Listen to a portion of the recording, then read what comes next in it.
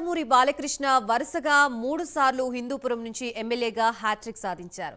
ఇక ఆయన అల్లుళ్ళు కూడా అత్యధిక మెజారిటీతో గెలుపొంది మామకు తగ్గ అల్లుళ్ళుగా నిలిచారు. టీడీపీ జాతీయ ప్రధాన కార్యదర్శి నారా లోకేష్ మంగళగిరి నుంచి ఏకంగా 90,000 పైచిలుకు ఓట్ల మెజారిటీతో గెలిచారు. చిన్న అల్లుడు శ్రీభరత్ 5 లక్షలకి పైగా మెజారిటీతో విశాఖ ఎంపీగా గెలుపొందడం విశేషం.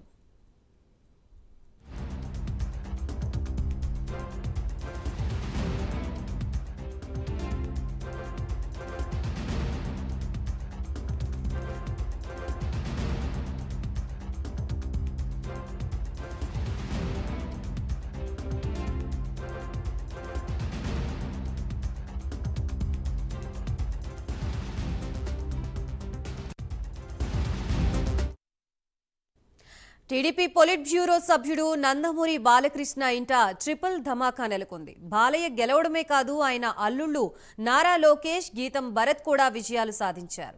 దాంతో బాలయ్య ఇంట సంబరాలు మామూలుగా లేవు. సిట్టింగ్ ఎమ్మెల్యేగా ఉన్న బాలకృష్ణ హిందూపురంలో హ్యాట్రిక్ కొట్టారు. వరుసగా 3వ సారి హిందూపురం ఎమ్మెల్యేగా ఎన్నికయ్యారు. ఆయన 2014, 2019లోనూ ఇక్కడి నుంచి అసెంబ్లీలో అడుగుపెట్టారు. తాజా ఎన్నికల్లో వైసీపీ అభ్యర్థి టీఎన్ దీపికపై 32,597 ఓట్ల మెజారిటీతో బాలకృష్ణ విజయ వేరి మోగించారు.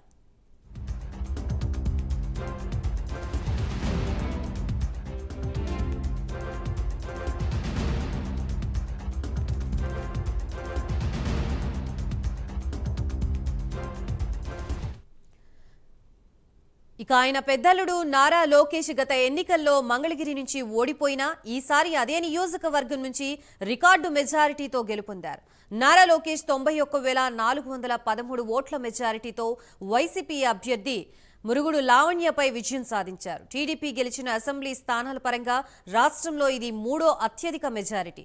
ఇక బాలకృష్ణ చిన్నలుడు గీతం విద్యా సంస్థల నిర్వాహకుడు మతుకుమిల్లి శ్రీభరత్ విశాఖ ఎంపీ స్థానం నుంచి టీడీపీ అభ్యర్థిగా ఘన విజయం సాధించారు.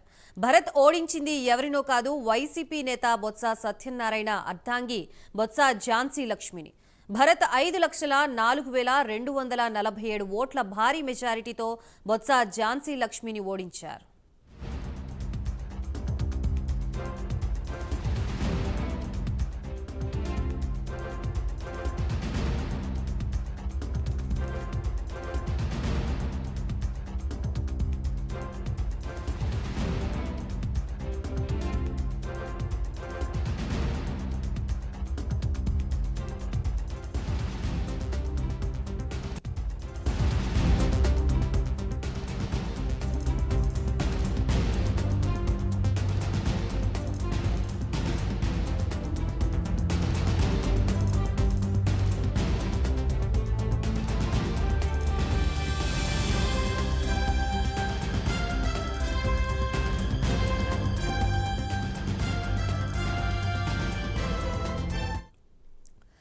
నటసింహం నందమూరి బాలకృష్ణ వరుసగా 3 సార్లు హిందూపురం నుంచి ఎమ్మెల్యేగా హ్యాట్రిక్ సాధించారు.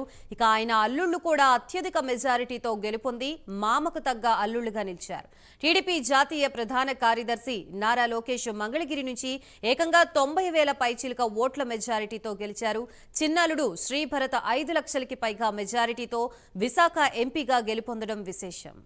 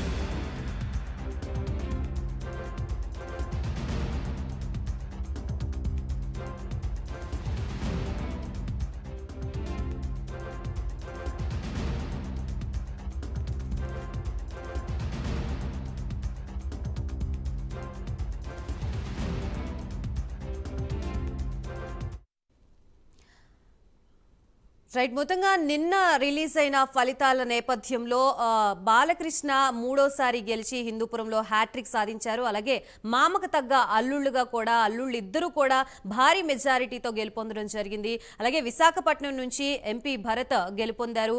సో భరత్ ప్రస్తుతం విశాఖలో గెలుపొందిన నేపథ్యంలో విశాఖపట్నంలో ఎటువంటి వాతావరణం నెలకొందనే దాని గురించి మనకి పూర్తి అప్డేట్స్ ఇవ్వడానికి మా ప్రతినిధి రాజు సిద్ధంగా ఉన్నారు. రాజు, చూసుకుంటే విశాఖపట్నంలో సంబరాలన్నీ కూడా అంబరాన్ని అంటుకున్నాయని మాత్రం మనం చెప్పుకోవచ్చు. ఎందుకంటే బాలకృష్ణకి చూపించి అప్పుడు ఏదైతే గతంలో ట్రోల్స్ చేశారో దాని తర్వాత వచ్చిన తర్వాత ఆయన అల్లులుగా ఉన్న లోకేష్ కావచ్చు, లేకపోతే శ్రీభరత్ కావచ్చు, వీళ్ళిద్దరికి సంబంధించినంత వరకు పూర్తి స్థాయిలో ట్రోల్స్ నడిచాయి. అంటే వాళ్ళు ఎలా అయితే ఉన్నారో వీళ్ళు కూడా అదే టైప్ లో ఉంటారు. అదే విధంగా బాలకృష్ణకి సంబంధించిన ట్రోల్స్ ఏ విధంగా చేశారో వీళ్ళిద్దరి మీద అదే చేశారు. కానీ ఇప్పుడు చూసుకుంటే విశాఖపట్నం పరిస్థితి మొత్తం మారిపోయింది.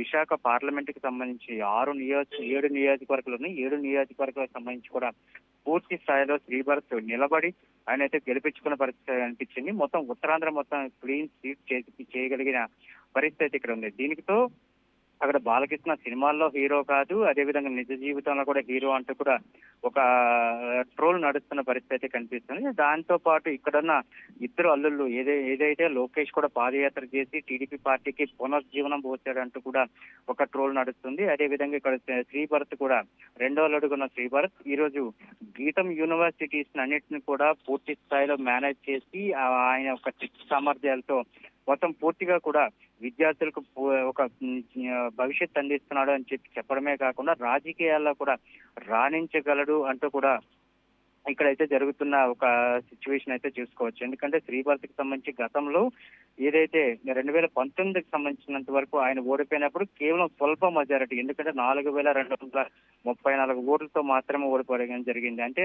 ఒక ఎంపీ క్యాండిడేట్ కి సంబంధించినంత వరకు 4300 అనేది చాలా తక్కువ. అటువంటి పరిస్థితి నుంచి ఈ రోజు 5 లక్షల మెజారిటీకి రావటం అనేది ప్రజలు ఎంతగా ఆదరిస్తున్నారనేది చాలా స్పష్టంగా ఆయన అయితే అర్థం చేసుకున్న పరిస్థితి అయితే కనిపిస్తుంది. ఈ విధంగా 5,24,000 వరకు కూడా ఆయన మెజారిటీ వచ్చింది కనుక గతంలో ఏదైతే జగన్మోహన్ రెడ్డికి ఉప ఎన్నికల్లో వచ్చిన మెజారిటీ కంటే శ్రీభరత్కి వచ్చిన మెజారిటీ చాలా ఎక్కువగా ఉందంటూ కూడా ఒక ఆలోచన చేస్తున్న పరిస్థితి కనిపిస్తుంది. మొత్తానికి ఏది ఏమైనప్పుడు కూడా పూర్తి స్థాయిలో శ్రీభరత్కి సంబంధించినంత వరకు విశాఖ పార్లమెంట్ మొత్తం కూడా చాలా పకడ్బందీగా ప్లాన్ చేసుకోగలిగారు. అదేవిధంగా కూటమికి సంబంధించినంత వరకు పూర్తిగా కూడా ఆ ఇన్స్ట్రక్షన్ ఫాలో అయ్యారని చెప్పడం జరిగింది. అయితే నిన్న మాట్లాడినప్పుడు కూడా శ్రీభరత్ విజయం సాధించిన తర్వాత కూడా ఆయన ఒక విషయం చెప్పగలిగారు. ఎందుకంటే ఇక్కడ కేవలం పవన్ కళ్యాణ్ మాత్రమే సపోర్ట్ చేయటం వల్ల అనుకున్న దానికంటే ఎక్కువ మెజారిటీ రాగలిగింది అంటూ కూడా ఆయన అయితే చాలా స్పష్టంగా చెప్పిన పరిస్థితి కనిపిస్తుంది. ఎందుకంటే పవన్ కళ్యాణ్ కి సంబంధించినంత వరకు గతంలో ఆయన ఎంపీగా పోటీ చేసినా అక్కడ ఎవరైతే జేడీ లక్ష్మణ్ పోటీ చేస్తారో అప్పుడు ఓట్లు చీలిపోవటం వల్ల మాత్రమే నేనైతే ఓటమి పాలయ్యాను. కానీ ఈసారి పవన్ కళ్యాణ్ పూర్తి స్థాయిలో సపోర్ట్ ఇవ్వడం జరిగింది. ఇచ్చిన తర్వాత నేనైతే ఇంత మెజారిటీకి వెళ్తానని చెప్పి కళలో కూడా ఊహించలేదు. పవన్ కళ్యాణ్ అయితే ధన్యవాదాలు చెప్తున్నట్టు కూడా చెప్పడం జరిగింది.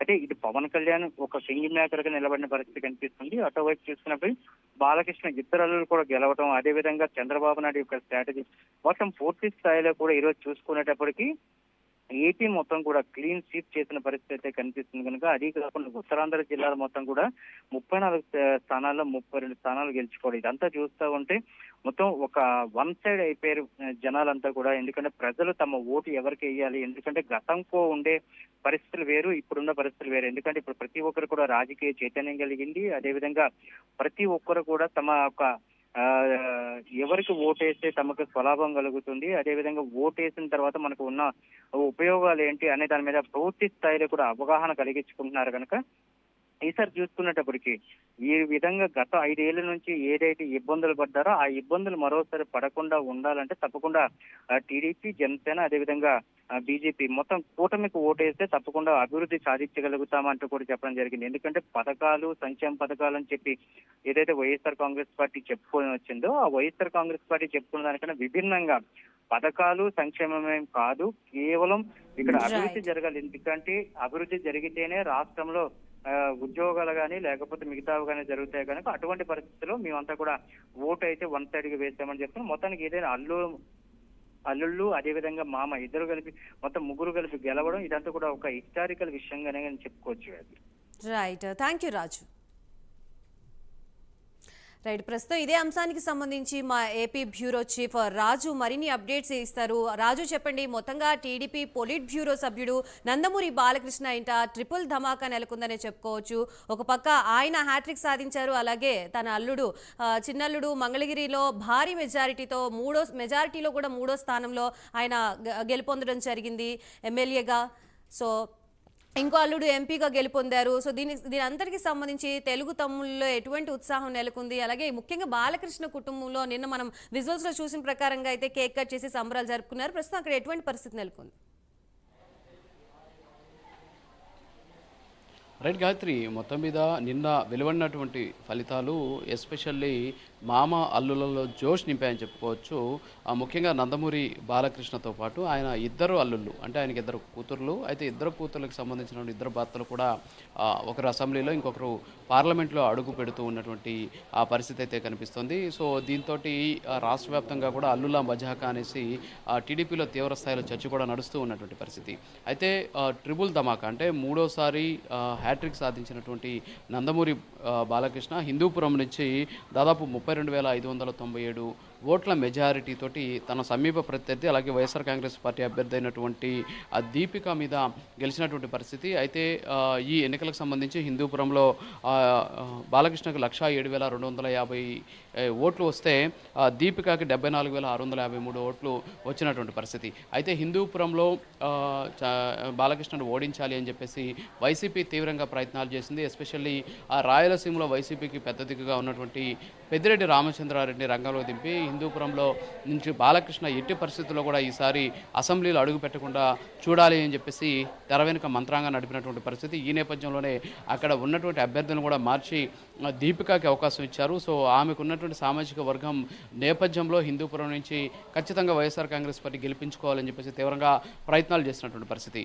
అయినప్పటికీ కూడా ఎవరు బాలకృష్ణ హ్యాట్రిక్ని ఆపలేకపోయారు అనేది ఇక్కడ మనకు స్పష్టంగా తెలుస్తుంది. ఇక బాలకృష్ణ పెద్దలుడైనటువంటి నారా లోకేష్ ఈ ఎన్నికల్లో అత్యధిక మెజారిటీ సాధించారు. రాష్ట్రంలోనే మూడో అతిపెద్ద మెజారిటీ సాధించినటువంటి ఎమ్మెల్యేగా ఆయన రికార్డు సృష్టించినటువంటి పరిస్థితి. గత ఎన్నికల్లో మంగళగిరి నుంచి పోటీ చేసి ఓడిపోయినటువంటి నారా లోకేష్ ఈసారి అత్యధిక మెజారిటీతో ఎక్కడైతే ఓడిపోయాడో అదే మంగళగిరి నుంచి గెలుపొందినటువంటి సిచ్యువేషన్ కనిపిస్తుంది. నారా లోకేష్ దాదాపు 91,413 ఓట్ల మెజారిటీతో గెలిపారు. వైసీపీ అభ్యర్థి మురుగుడు లావణ్య మీద ఆయన విజయం సాధించినటువంటి పరిస్థితి. అయితే ఇందులో నారా లోకేష్కి 167,710 ఓట్లు వస్తే వైసీపీ అభ్యర్థి అయినటువంటి లావణ్యకు 76,297 ఓట్లు వచ్చినటువంటి పరిస్థితి. సో మొత్తానికి అక్కడ కూడా నారా లోకేష్ను ఓడించేందుకు తీవ్రంగా ప్రయత్నాలు చేశారు. అక్కడ ఉన్నటువంటి ప్రధాన సామాజిక వర్గానికి సంబంధించినటువంటి అభ్యర్థిని రంగంలోకి దింపినటువంటి పరిస్థితి. 2-3 సార్లు అక్కడ ఉన్నటువంటి అభ్యర్థులను కూడా వైసీపీ మార్చినటువంటి సిచ్యువేషన్. అయినప్పటికీ కూడా అక్కడ నారా లోకేష్ గెలుపుని ఎవరు కూడా అడ్డుకోలేనటువంటి సిచ్యువేషన్. మరోపక్క ఇందాక మనం చెప్పినట్టు వైజాగ్ నుంచి బాలకృష్ణ చిన్నల్లుడు ఎంపీగా అత్యధిక మెజారిటీతో ఆయన కూడా దాదాపు 5 లక్షల పైచిలకు మెజారిటీతోటి ఎంపీగా గెలుపొందినటువంటి సిచ్యువేషన్. సో ఈసారి అసెంబ్లీలో అటు మామాళ్ళు అంటే ఇక్కడ నందమూరి బాలకృష్ణ అలాగే ఆయన పెద్దల్లుడైనటువంటి నారా లోకేష్ ఇద్దరు కూడా అసెంబ్లీలో అడుగుపెట్టబోతుంటే రెండో అల్లుడు చిన్నల్లుడు అయినటువంటి శ్రీభరత్ పార్లమెంట్లో అడుగుపెట్టేటటువంటి ఆ పరిస్థితి. సో చట్టసభల్లో మామ అల్లులకు వచ్చినటువంటి ప్రాధాన్యత నేపథ్యంలో ఎస్పెషల్లీ తెలుగు క్యాడర్ తెలుగుదేశం పార్టీకి సంబంధించిన క్యాడర్లో ఒక ఇంత ఉత్సాహం నెలకొంది. అలాగే ఇందాక మీరు చెప్పినట్టు నారా అలాగే నందమూరి కుటుంబాల్లో కూడా ఒక ఆనందం వ్యక్తమవుతూ ఉన్నటువంటి ఆ సిచ్యువేషన్ ఉంది. ఎందుకంటే నిన్న చంద్రబాబు నాయుడు నివాసంలో 2 కుటుంబాలకు సంబంధించినటువంటి వాళ్ళంతా కూడా ఆనందోత్సవాల నడుమ సంబరాలు చేసుకున్నటువంటి సిచ్యువేషన్ అయితే ఉంది. సో నిన్న జరిగినటువంటి ఎన్నికలు ఎస్పెషల్లీ నందమూరి కుటుంబానికి నిజంగా ఇది ఒక మంచి శుభసూచకమైనటువంటి రోజు అని చెప్పుకోవచ్చు. ఎందుకంటే చంద్రబాబు నాయుడు గెలిచాడు, అలాగే నారా లోకేష్ గెలవడం, నందమూరి బాలకృష్ణతో పాటు అక్కడ ఏదైతే పురంధేశ్వరి కూడా గెలిచినటువంటి పరిస్థితి. సో మొత్తానికి నందమూరి వారసులు చాలామంది ఈసారి అటు అసెంబ్లీలో అలాగే పార్లమెంట్లో అడుగుపెట్టేటటువంటి సిచ్యువేషన్ అయితే కనిపిస్తుంది. సో మొత్తానికి ఇది టీడీపీ క్యాడర్లో కాస్త జోష్ నింపినటువంటి సిచ్యువేషన్ కనిపిస్తుంది. గాయత్రి. రైట్ రాజు, ప్రధానంగా మనం మంగళగిరి ప్లేస్ గురించి మాట్లాడుకుంటే గత కొన్ని సంవత్సరాలుగా అక్కడ తెలుగుదేశం జెండా అనేదే కనిపించకుండా పోయిన పరిస్థితి. ఫర్ ద ఫస్ట్ టైం ఇన్ని ఇయర్స్ తర్వాత అక్కడ తెలుగుదేశం జెండా ఎగరబోతున్న నేపథ్యంలో టీడీపీ నేతల్లో ఇంకా ఎక్స్ట్రా జోష్ అనేది నిన్న కనిపించడం జరిగింది. సో దీనిపై అప్డేట్ ఏంటి?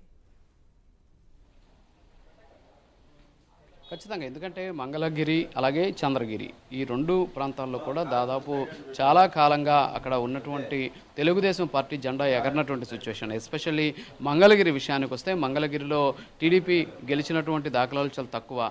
మరి ఈ నేపథ్యంలోనే గత ఎన్నికల్లో నారా లోకేష్ తీవ్రంగా ప్రయత్నాలు చేసినప్పటికీ అక్కడ ఉన్నటువంటి ప్రజలకు అనేక హామీలు ఇవ్వడంతో పాటు గెలుపు కోసం తీవ్రంగా శ్రమించినప్పటికీ కూడా అక్కడ ఓడిపోవడం జరిగింది. అయితే ఈసారి మాత్రం చాలా పకడ్బందీగా చాలా వ్యూహాత్మకంగా మంగళగిరిలో గెలిపే లక్ష్యంగా నారా లోకేష్ తీవ్రంగా ప్రయత్నాలు చేశారు. అంతేకాకుండా ఆయన సక్సెస్ కూడా అయినటువంటి పరిస్థితి. ఎందుకంటే ఇవాళ రాష్ట్ర వ్యాప్తంగా ఉన్న ఎన్నికైనటువంటి ఎమ్మెల్యేల్లో 3వ స్థానంలో అత్యధిక మెజారిటీ వచ్చినటువంటి ఎమ్మెల్యేగా నారా లోకేష్ అసెంబ్లీలో అడుగు పెట్టబోతున్నారు. మరి దీన్ని బట్టి చూస్తూ ఉంటే నారా లోకేష్ గెలుపు అనేది నిజంగా టీడీపీ క్యాడర్లో ఒకంత ఉత్సాహాన్ని నింపుతుంది. ఎందుకంటే ఆ పార్టీ దాదాపు జవసత్వాలు లేనటువంటి సందర్భంలో అందులో జవసత్వాలు నింపేటటువంటి ప్రయత్నం చేశారనేది ఇక్కడ మనకు స్పష్టంగా తెలుస్తుంది. ఎందుకంటే ఆయన చేసినటువంటి యువగలం పాదయాత్ర కావచ్చు, ఆ తర్వాత అనేక కార్యక్రమాల ద్వారా ఎస్పెషల్లీ యువతలో ఒక రకమైనటువంటి స్ఫూర్తి నింపేటటువంటి ప్రయత్నం చేశారు.